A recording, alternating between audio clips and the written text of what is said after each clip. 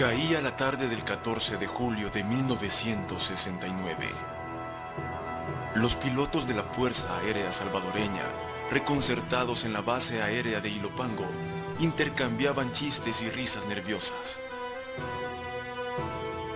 Por fin llegó la orden de despegue. Uno a uno fueron despegando los C-47 y los cazabombarderos Corsario y Mustang. La suerte estaba echada. La misión se cumpliría a toda costa. La guerra de las 100 horas había comenzado. El conflicto que el mundo llegaría a conocer como la guerra del fútbol inicia muchísimos meses antes, con las incesantes denuncias de acoso y maltrato que el gobierno salvadoreño recibe de los compatriotas que se encuentran en tierras hondureñas. La aparente prosperidad de los salvadoreños que se habían trasladado al vecino país fue uno de los factores que iniciaron la violenta expulsión de más de 16,000 salvadoreños.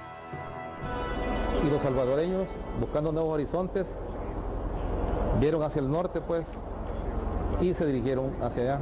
Fueron contratados por estas empresas y bueno, lograron su cometido, ¿verdad? Progresaron, trabajaron con ahínco, limpiaron la selva, hicieron todas aquellas tierras pantanosas, las hicieron cultivables. Y el salvadoreño que llegó de mozo, de peón, al poco tiempo pues ya, tal vez ya era jefe de algún departamento. Y después, con el producto de estas ganancias, compraron algunos terrenitos también. Después cultivaron sus propias tierras allá en Honduras. Y así fueron creciendo y creciendo.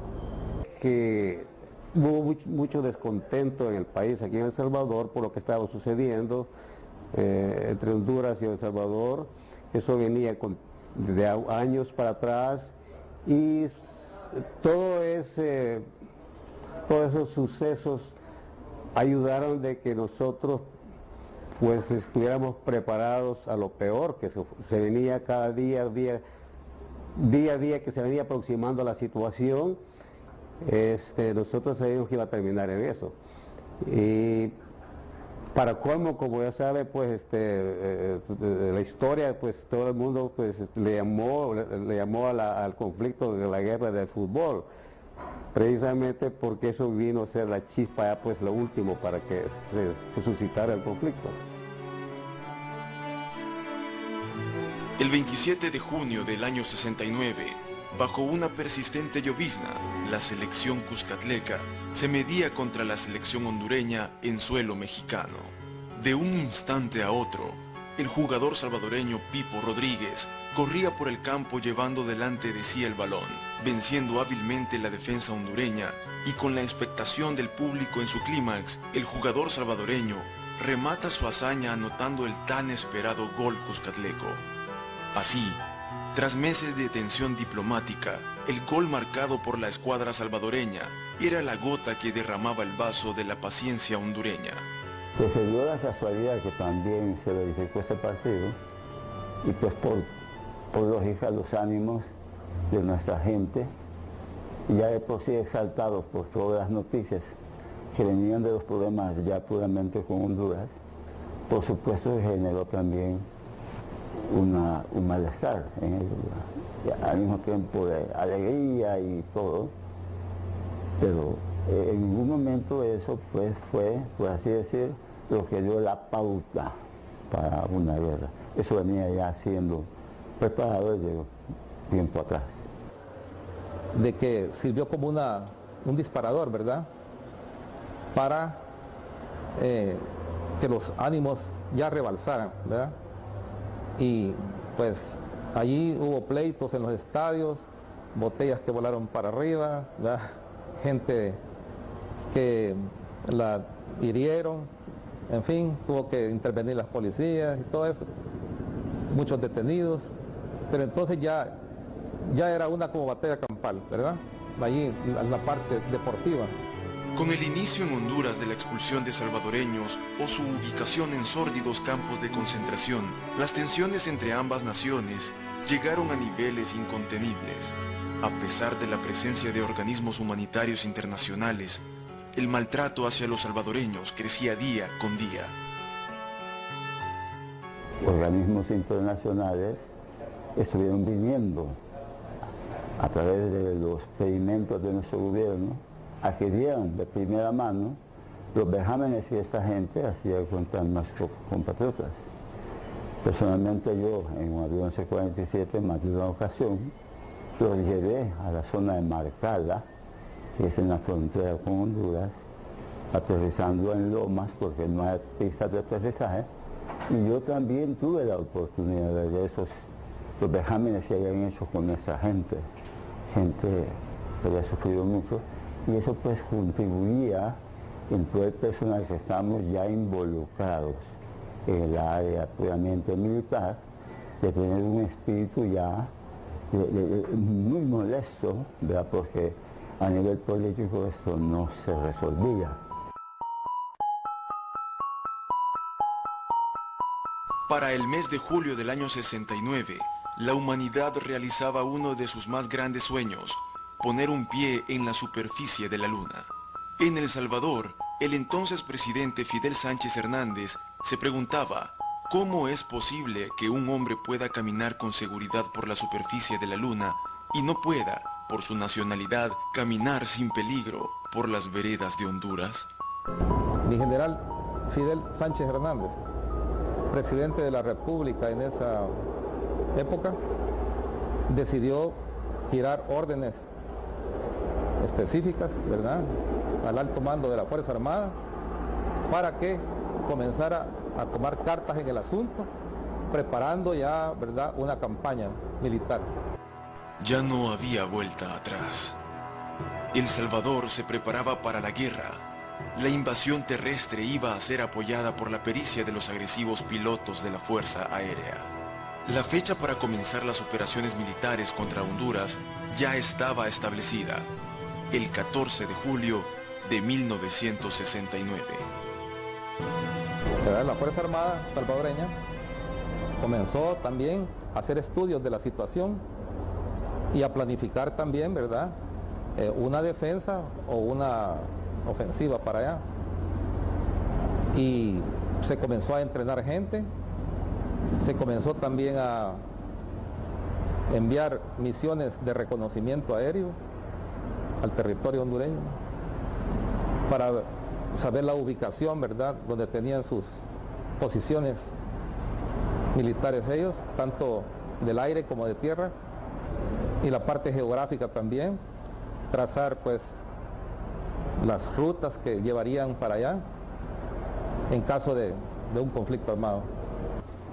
En ese tiempo, cuando ya se venía el conflicto, yo me di cuenta pues que en realidad era necesario presentarse a la Fuerza Aérea para poder apoyar, dijéramos, al país en lo que se necesitara. Nosotros estamos listos y estamos con el ánimo dispuesto, ¿verdad?, no pensando en lo peor, más que a jugarnos ¿verdad?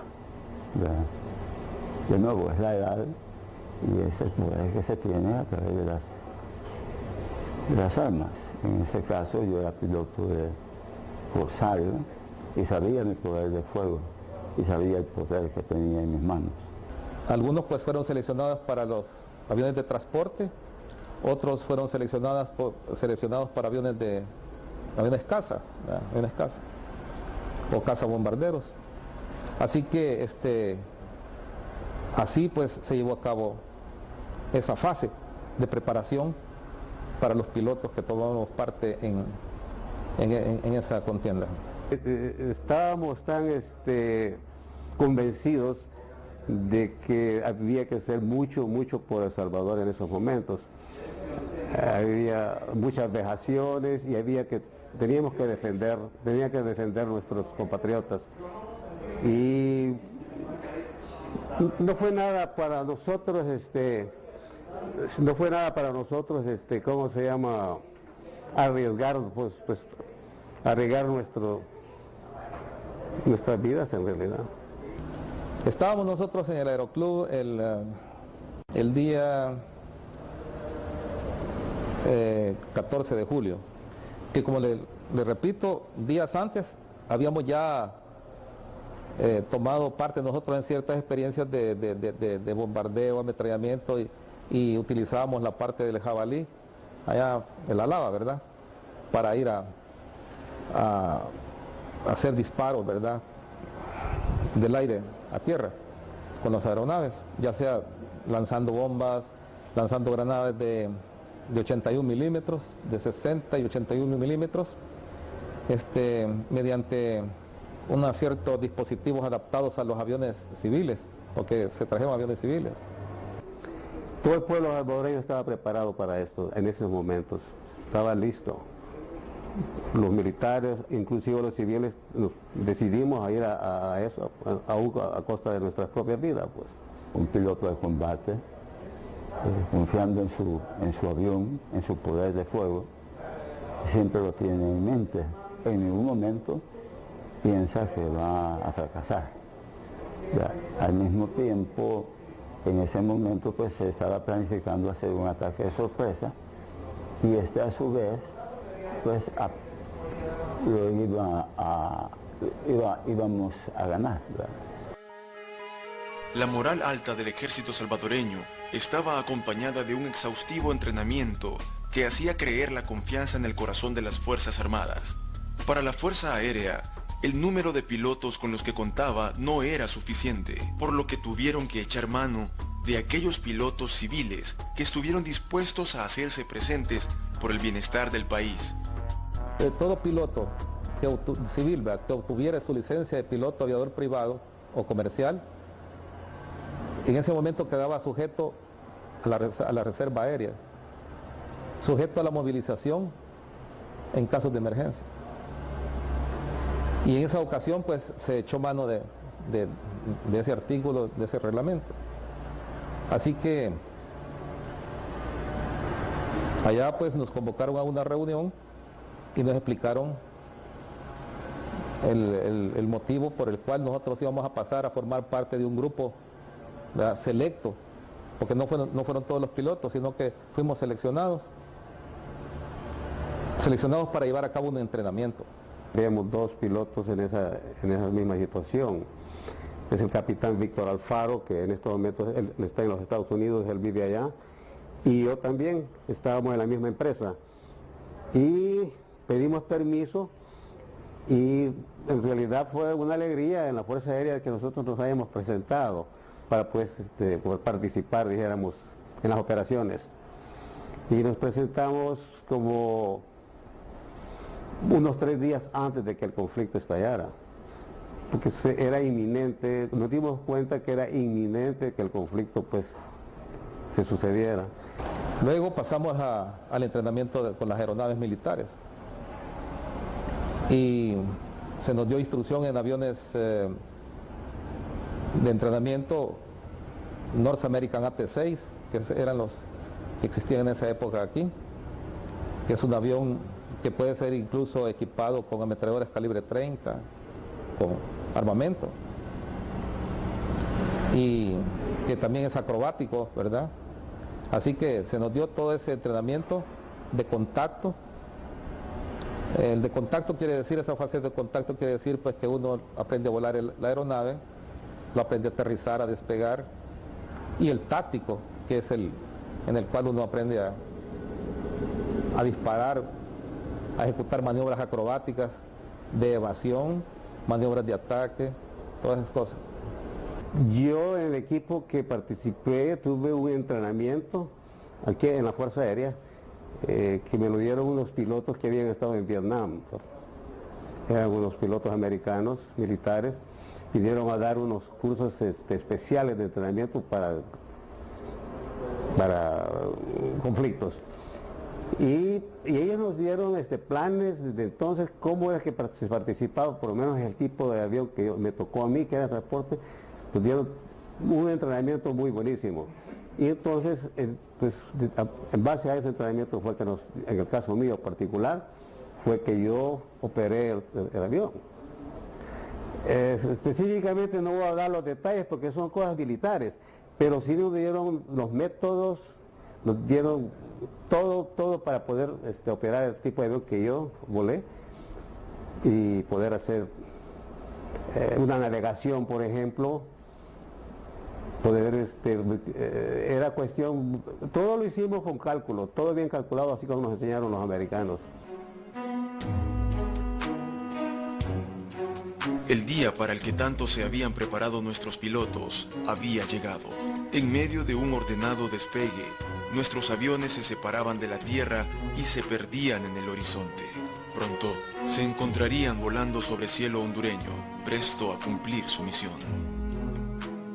Nosotros estábamos reunidos el día 14 de julio, temprano de la mañana, como a eso de las 9, ¿verdad? Porque se nos decía que teníamos que estar siempre ahí, pues reunidos en el club, por cualquier mensaje que llegara, por cualquier noticia. Entonces llegó un señor oficial en un jeep y nos reunió y nos dijo de que de orden de mi mayor Salvador Enríquez, que estaba de comandante de la Fuerza Aérea en ese tiempo, que teníamos que trasladarnos del aeroclub aquí a las instalaciones del cuartel antiguo de la Fuerza Aérea para darnos algunos lineamientos y que en vez de ocupar la carretera panamericana para trasladarnos del club, que nos viniéramos por las pistas. Así que cada quien en su vehículo tomó las pistas aquí de taxeo de aviones y nos dirigimos directamente al cuartel antiguo. Ahí nos estacionaron, ¿verdad? Y de ahí pues pasamos ahí a la parte del Estado Mayor Aéreo, que es las instalaciones que estaban en esa época ubicadas en el costado sur del cuartel antiguo, en la segunda planta. Ahí había un salón con bastantes sillas, unas pizarras, unos pizarrones ahí, ¿verdad? Y estaban algunos granadas de 81 milímetros, unas bombas, ¿verdad? Y unas ametralladoras y todas esas cosas.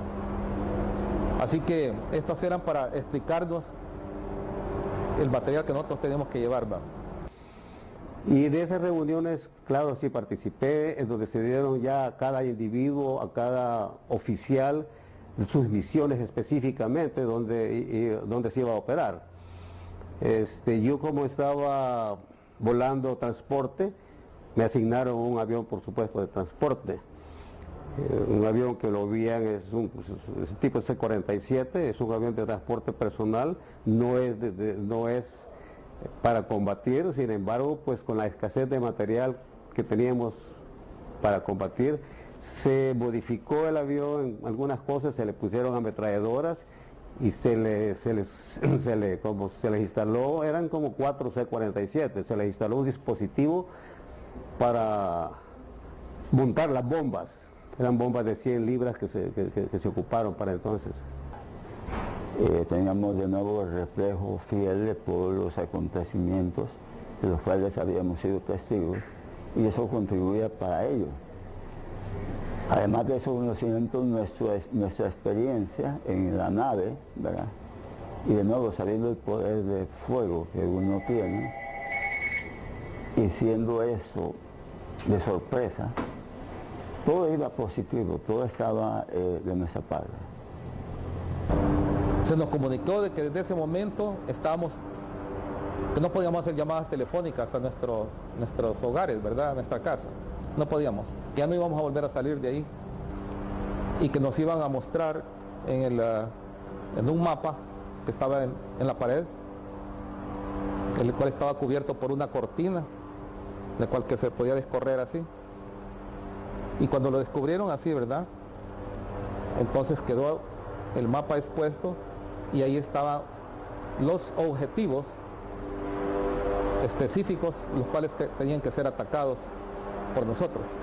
El Estado Mayor, con la inteligencia, recaudó pues datos, y la verdad es que nos asignaron posiciones al otro lado del Salvador, posiciones donde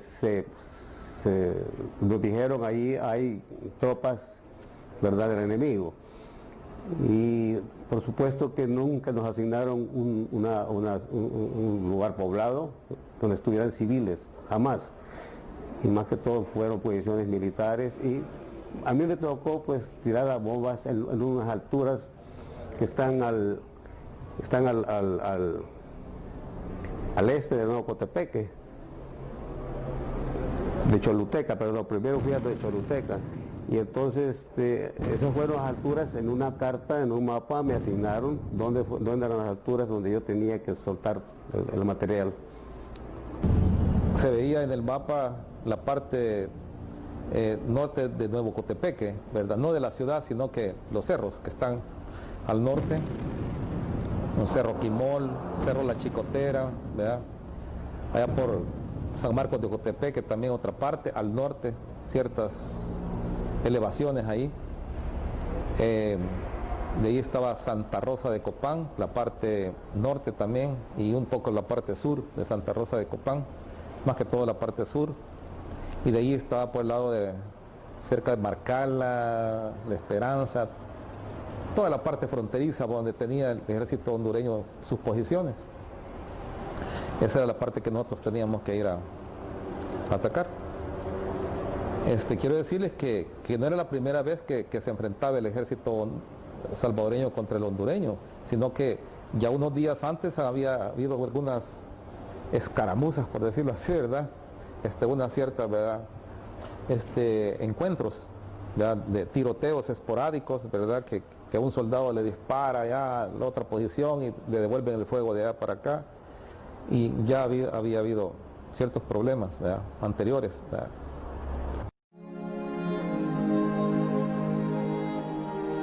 Ya estábamos listos para arrancar, salir, cuando llegó un jeep con un sargento y un oficial a la derecha, y nos dijo de que mantuviéramos, que había una contraorden ahorita y que teníamos que esperar. ¿Esperar a qué? A que oscureciera un poco más, debido a que ese día no había mucha nubosidad aquí, pues en este territorio. Era la primera vez que entrábamos en combate y nosotros tratábamos de disimular, pero sentíamos por dentro una cosa bien extraña, ¿verdad? Sentíamos un montón de cosas, muchas emociones ahí. Nosotros atacamos en realidad por sorpresa, así es que el primer día no hubo ningún problema en cuanto a que pudiera suscitarse nerviosismo, pero un contraataque. De todas maneras ya era muy tarde y sabíamos muy bien que no iban a contraatacar en esa noche. Pero ya al día siguiente, sí, sí hubo más nerviosismo, puesto que era la Fuerza Aérea de Honduras empezó a contraatacar, entonces sí hubo ya el conflicto, se complicó. Íbamos a despegar a eso de las 4:30, o sea, a las 16 horas con 30, ¿va? Las 16 horas con 30.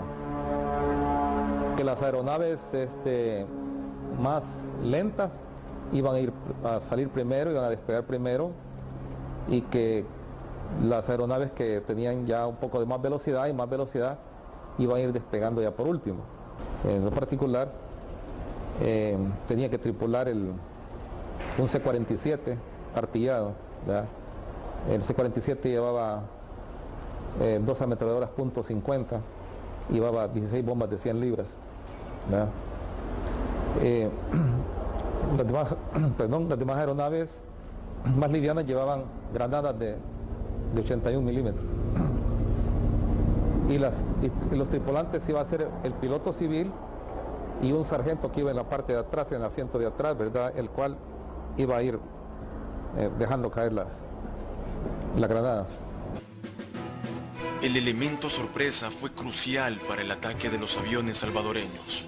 Volaron tranquilamente sobre suelo hondureño, descargaron sus bombas sobre los objetivos y regresaron a El Salvador. Por cuestiones de seguridad, se habían preparado a lo largo y ancho de nuestro territorio pistas clandestinas, a las cuales nuestros pilotos regresarían de forma secreta. Lo que es Ilopango se descartó, aquí no regresaban los aviones. Los aviones se distribuyeron en el territorio fuera de San Salvador. Entonces a cada piloto se le asignó de diferentes lugares ¿verdad?, del territorio salvadoreño donde pudieran operar pistas de emergencia. Y como les digo, las comunicaciones personales con los demás era muy difícil. En la base donde yo estuve fue en la hacienda de la Carrera, solo habíamos 2 C-47 y una noche que llegó un corsario, aterrizó y que le habían asignado también esa base de operaciones a un corsario. Nosotros aterrizamos en la isla de Madresal. Entonces en la isla de Madresal, ahí íbamos a pasar toda la noche y al día siguiente íbamos a reconcentrarnos aquí en Ilopango para recibir órdenes, ¿verdad?, nuevas órdenes y nuevos objetivos. Entonces eran como las 12 de la noche, habíamos puesto, se había iluminado la pista con candiles, pero antes de las 12 de la noche ya habían regresado los aviones de combate F-51 Mustang, ¿verdad?, que aterrizaron.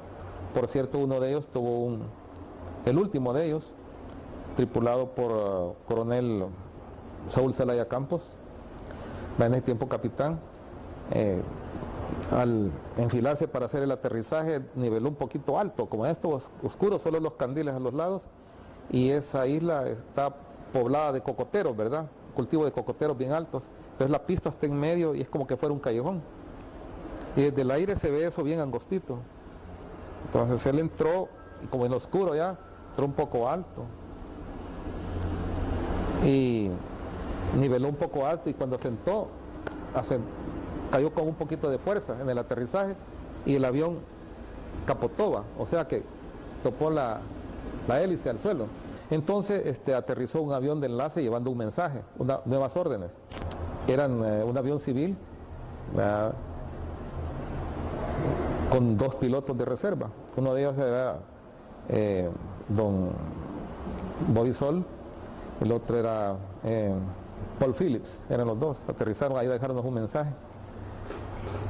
Y cuando ellos aterrizaron pegaron contra algo metálico, ¿verdad?, fuerte, tanto que le dobló un poco el patín de nariz del avión, del tren de aterrizaje, pero no sufrió gran cosa porque siguió rodando el avión por la pista hasta llegar a estacionarse. Entonces se bajaron, nos enterraron el sobre para ver el mensaje, y entonces nos dijo, fíjense que en el aterrizaje ahí en lo oscuro, pues verdad, topé con una piedra, quizás han dejado alguna piedra ahí, verdad, a medio camino, en la media pista, y vamos a ver pues, y nos fuimos en un jeep a ver, y cuál no fue la sorpresa de que el Mustang que había medio accidentado ahí, verdad, se le había quedado pegada una bomba de 100 libras. Entonces esa bomba se desprendió y cayó al suelo en ese momento, ¿no? Pero como no estaba activada la parte delantera, ¿verdad?, de la espoleta y todo, entonces ahí la recogimos, uno con unos soldados, ¿verdad?, y la fuimos a dejar allá por la playa, ¿verdad? Ahí después la detonaron.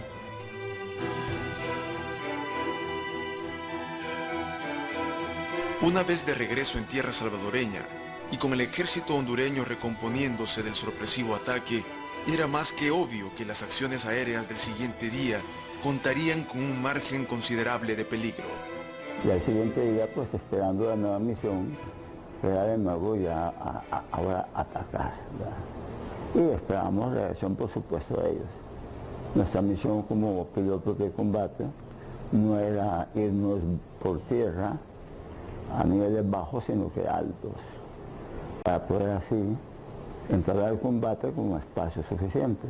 Dijo mi mayor Enríquez, que era el comandante de la Fuerza Aérea, aquí no quiero ningún avión aquí en la base. Tienen que salir todos ustedes de aquí, porque tenemos información, verás, de que de allá van a venir a atacar aquí, temprano, en las primeras horas de la madrugada, ¿verdad?, de la mañana, al amanecer. Así que, todos van a cumplir con su misión, despeguen oscuro, ¿verdad?, y se van. Y después cuando regresan, otra vez allá a la costa, ¿verdad?, ya no aterricen aquí, porque aquí van a venir temprano los aviones de caza hondureños a atacar. Entonces ellos decidieron el puesto de mando que estaba aquí en el cuartel, trasladarlo para un cerrito que estaba acá en Soyapango. Nosotros estamos operando de una manera que era muy difícil que nos detectaran, ¿verdad? Porque no agarrábamos altura, sino que era una navegación rasante y era imposible que se puede decir que nos vieran, se puede decir. Y las naves allá arriba, las naves de, ¿verdad?, de los cazas bombarderos que andaban a altura, en la zona donde nos tocó a nosotros tampoco iban ellos a estar buscándonos muy abajo, porque ellos venían a Salvador a tirar su material de guerra aquí al aeropuerto de Ilopango. Ellos se movían con mucha facilidad en su territorio a distintas pistas, pues ellos también ya sabían que un ataque venía. Entonces ellos se estaban movilizando en todo el área de su territorio. Muchas veces estaban en Tegucigalpa, otras en Nuevo Cotepeque, y así se movían en varios lugares, en la costa norte. Entonces a nosotros nos fue asignado buscarlos en Nuevo Cotepeque, buscarlos en los llanos de Corquín, que era otro área donde ellos se concentraban. Pero luego llegamos a los puntos de los objetivos. Pasamos sobre la ciudad de Nuevo Cotepeque y después continuamos a las elevaciones que están los cerros al norte, ¿va? Donde está el Cerro Quimol y el Cerro Chicotera, que le llaman. Entonces ahí comenzamos a girar con el avión en círculos, buscando pues dónde comenzar el bombardeo. Y comenzamos, ¿verdad? Ya se dio la orden para que pudieran soltar las bombas y comenzar las bombas de fuego. Hicimos 3 pasadas y regresamos, ¿verdad? Allá abajo pues Honduras es despoblado completamente, es pinares y pinares, ¿verdad?, cosas así. Pero allí habían posiciones militares. Las misiones de los pilotos salvadoreños sobre el cielo de Honduras les deparaban grandes peligros. Muchos de ellos vieron muy de cerca el fuego de la metralla enemiga. Dentro de las inestables condiciones de esa guerra, solo algo era verdaderamente seguro. Nuestros pilotos lucharían por cumplir su misión sin importar qué tan alto fuera el precio. Llegamos a bombardear Tegucigalpa. Esperamos de nuevo en el grupo de 4 y cada quien hizo lo que tenía que hacer en Tegucigalpa. Luego ahí donde mi compañero Cortés sí fue atacado por un hondureño, pero gracias a Dios no sufrió mayor problema, más que la destrucción de su panel de radios, nada más. Y ya la pista nuestra para el regreso ya no era Ilopango, porque se suponía que Ilopango iba a estar ya bombardeada o destruida. Cuando veníamos de regreso aquí por el lado de Aguilares, veníamos a unos 9.000 pies de altitud, cuando vimos una gran columna de humo negro, ¿verdad?, espeso, allá por el occidente, y era la refinería de petróleo de Acajutla, que estaba en llamas uno de los tanques, le habían pegado los tanques, ¿verdad?, los aviones hondureños. También estábamos escuchando por el radio, que ya se había roto el silencio, que el comandante que estaba de operaciones en esa época, que era mi mayor Godofredo Regalado, estaba narrando prácticamente, ¿va? Decía, fuego en el hangar 1, ¿va?, ataque por parte de corsarios procedente del este, ¿va?, fuego en el hangar 1. Y al ver eso nosotros que estábamos atacando aquí, ¿va?, y los pangos, y nosotros veníamos para acá, ¿va?, entonces decidimos irnos con rumbo al volcán de San Vicente, pero ya bajito, ¿va?, para que no nos fueran a ver, ¿va?, no nos fueran a hacer que nos fueran a interceptar, y salimos nosotros bien bajo para el volcán de San Vicente y después perdernos del otro lado del volcán de San Vicente y proseguir para Madresal. Había un avión ahí arriba que estaba tratando de proteger aquí la base y que le decían que bajara y que atacara, y otros 2 que era capitán Reinaldo Girón Cortés, que habían despegado temprano. Ellos acaban de despegar temprano y entonces ellos iban para Toncontín con el mayor Girón Cortés, iban para Toncontín en 2 aviones corsarios, pero ellos llevaban bombas bajo las alas y ametralladoras .50, 3 en cada ala. Entonces ellos estaban por aquí, por el lado del desagüe de Ilopango, pero con rumbo para Toncontín, mientras los corsarios hondureños estaban entrando, atacando aquí. Dejaron caer una bomba que estalló en el hangar 1, ¿verdad? La otra bomba impactó aquí cerquita de aquí, como unos 100 metros de aquí atrás, ¿verdad? Aquí cerca de este edificio, la otra bomba. Una tercera bomba cayó al norte del cuartel antiguo, después de la calle. Fueron cuatro impactos y ametrallamiento también de parte de ellos. Mientras tanto aquí repelían el ataque con ametralladoras .50. La misión era la parte sur del aeropuerto de la Fuerza Aérea de ellos, donde tenían en sí concentrado su reserva de gasolina. Ahí tenían las bombas de gasolina con las que fuleaban sus aviones. Esa era mi misión, esa nada más. Cuando hicimos y regresamos. Pero sí en el trayecto del bombardeo fuimos asediados a través de ametrallamientos de las alturas que rodean Tegucigalpa, que sí había bastante batería antiaérea. Yo veía las trazadoras que salían pues y venían hacia mí. Pero gracias a Dios no sucedió nada que lamentar ahí. Estábamos volando tranquilamente a 9.000 pies de altitud cuando sentimos los impactos en el motor izquierdo, como cuando alguien taladra un metal, que inmediatamente comenzó a silbar, no el motor sino que la hélice, porque la hélice fue atravesada. Acto seguido comenzó una columna de humo negro, ¿verdad? O sea, un chorro de humo negro, horizontal, así, fuerte, ¿verdad? Después ya traía un poquito de fuego, ¿verdad? Que era el aceite del motor. Y entonces nosotros, le dije yo al artillero que qué estaba pasando. Entonces me dijo, es un avión así como de color casi negro que nos está atacando. Bueno, ve si lo puedes, ¿verdad?, ahí impactar, disparar para localizar, centrarlo y disparar. Entonces él se fue a las ametralladoras a ver, ¿verdad?, pero nunca le daba chance el avión, de seguro nunca pasó frente a las miras de él.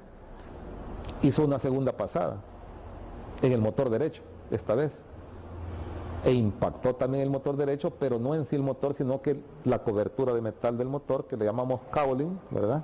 Esa la levantó así, completamente, y comenzó a hacer ruido, ¿verdad?, con el aire que le pegaba, y el motor seguía ahí, ya echando un poquito más fuego.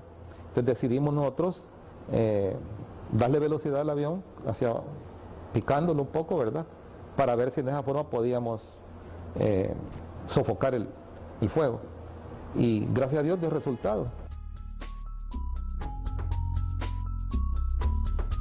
Como estaba previsto, la Fuerza Aérea hondureña realizó un fuerte ataque a las instalaciones de la base aérea de Ilopango como respuesta al bombardeo del aeropuerto de Toncontín. En medio del ataque y las ráfagas enemigas, el capitán Douglas Vladimir Varela atraviesa la pista en busca de un avión con el cual repeler él solo el ataque hondureño. Douglas Vladimir Varela despegó en el Mustang y los artilleros de acá lo confundieron con un avión enemigo, entonces le dispararon, pero no lograron impactar, gracias a Dios, pues, ¿verdad? Entonces despegó y logró posicionarse, o sea, tomar posición buscando de la cola a los aviones enemigos. Como ellos estaban ya escasos de munición y también de combustible, entonces decidieron largarse. Y ahí se llevó a cabo la persecución. Capitán Douglas Vladimir Varela detrás de ellos y ellos alejándose rumbo norte, ¿verdad?, para allá, para San Pedro Sula. Y entonces decidieron separarse. El uno seguir recto para el norte, para San Pedro, y el otro virar hacia la izquierda, como buscando territorio guatemalteco, ¿eh? Cuando Douglas se dio cuenta que el uno se separó, siguió al que se separó para la izquierda, ¿verdad? Siguió. Entonces lo siguió, pero entonces se dio cuenta que se había metido ya en territorio guatemalteco, ¿verdad?, el avión hondureño.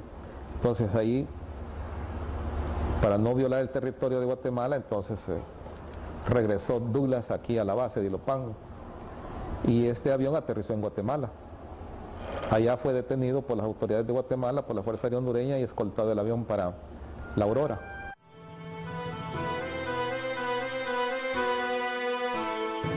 A pesar de la audacia y la pericia de nuestros pilotos, la guerra cobra vida sin hacer distinción alguna de valentía o heroísmo. El deceso del capitán Reinaldo Cortés y Douglas Vladimir Varela enlutaron los anales de la historia nacional. La Fuerza Aérea delegó a partir de ese día en la mañana y su servidor en la tarde con Cortés escuadrillas de patrullaje para darle protección al puente y derribar al enemigo si es que lo veíamos, por supuesto. Pero nuestra altura era esa, la altura era de búsqueda. Y para bien o para mal no vimos a nadie. Ellos nos vieron a nosotros. Eran dos aviones que se encontraban a mucha más altura que la que estamos nosotros. Uno de los dos aviones rompió filas allá y se bajó. Y bajó y bajó. Llegó a una altura casi rasante del suelo y empezó a subir. Y el primero que derribó fue a su servidor, que iba de ala derecha de mi líder, Reinaldo. Cuando a mí me dio y sentí el tableteo de las ametralladoras, así sentí el impacto que hicieron en mi nave y que mi nave se inundó de humo, lo único que tuve chance de hacer fue abrir mi cabina y por radio decirle a Cortés, Cortés me dieron, pero no sé si él me escuchó, porque yo alcancé a ver su avión que seguía en igual forma hacia el sur como habíamos estado. Entonces mi avión se incendió, yo por experiencia, no experiencia mía, sino que experiencia previa de otros pilotos que se han lanzado de un corsario, le di vuelta y de una forma de gravedades negativas me lancé del avión. Y abrí mi paracaídas y es cuando mi paracaídas funcionó y empecé a caer. Cuando se me abrió el paracaídas empecé a buscar a mi compañero. Mi compañero ya no lo vi en el área, en el nivel en el que estaba, sino que empecé a buscarlo y de repente vi que iban dos corsarios, uno detrás del otro. El de atrás disparaba de adelante.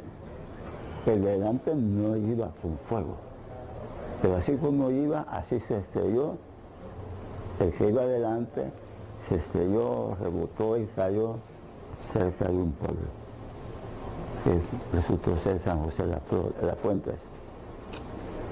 Luego, yo en mi paracaídas alcancé a ver que venía el otro corsario hacia arriba. Volvió donde yo venía en paracaídas. Yo pensé inicialmente que venía Cortés. Los dos corsarios con la distancia se miraban iguales, pero no, resultó ser el hondureño. El hondureño vino, bajó su tren de aterrizaje, bajó su flaps, y es lo que llamamos nosotros un vuelo despacio, un slow flight. Empezó a rodearme con su avión.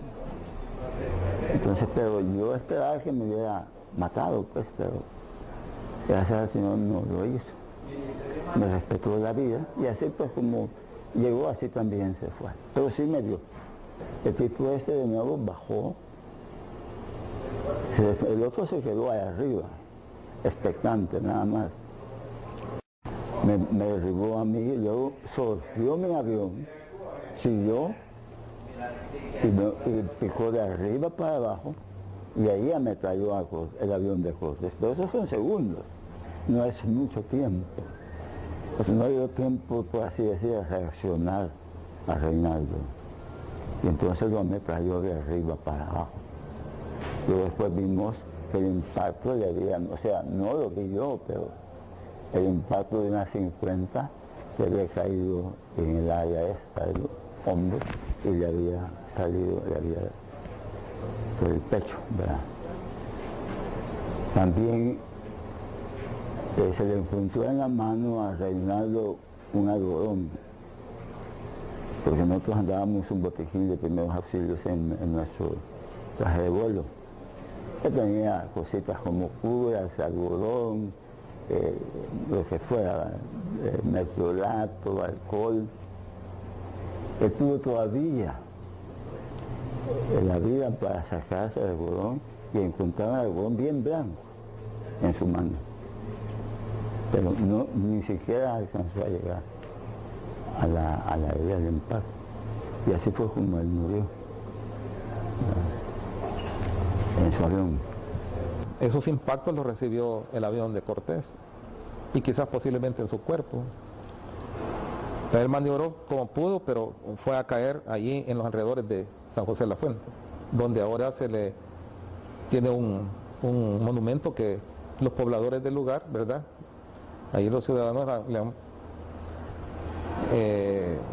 construido un monumento donde se encuentra el casco de él.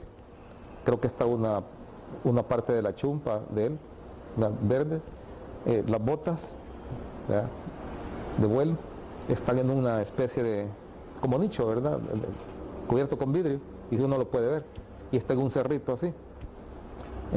Y pues en julio, el día 16 de julio, es allí como que fuera una fiesta, ¿verdad?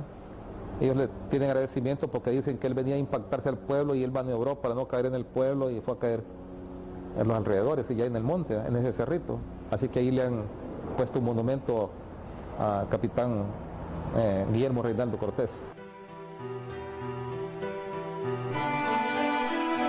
Con poco más de 100 horas de combate, la OEA ordena a ambos gobiernos el cese inmediato de las actividades militares. La orden fue acatada por El Salvador y Honduras. Poco a poco, se retiraron las tropas y las operaciones militares se limitaron al traslado de tropas a su respectivo territorio. Estas son cosas que ocurrieron, pues, ¿verdad?, en 1969. Después de eso, transcurrió el tiempo, las cosas se fueron asentando como el agua, ¿verdad? Tuve la oportunidad de conocer a los pilotos hondureños que participaron en el combate en la Guerra de las 100 Horas, con la cual pues tuvimos algunos convivios, ¿verdad? Allá en Roatán, ¿verdad? Ahí está, con mi general Cervellón Moradel, que fue comandante de la Fuerza Aérea de Honduras, que fue uno de los que tomaron parte en el combate cuando él era teniente, pues, y que fue que nos atacaron.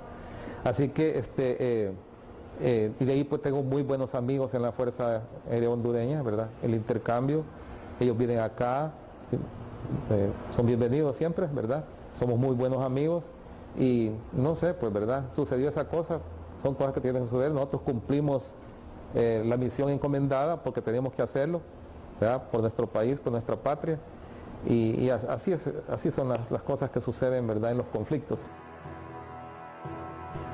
36 años han pasado desde que el cielo de Honduras y El Salvador retumbaran con el sonido atronador de las ametralladoras y los motores a toda marcha. La cordura reinó sobre el caos de la guerra y ahora estas vivencias pertenecen únicamente a las páginas de la historia.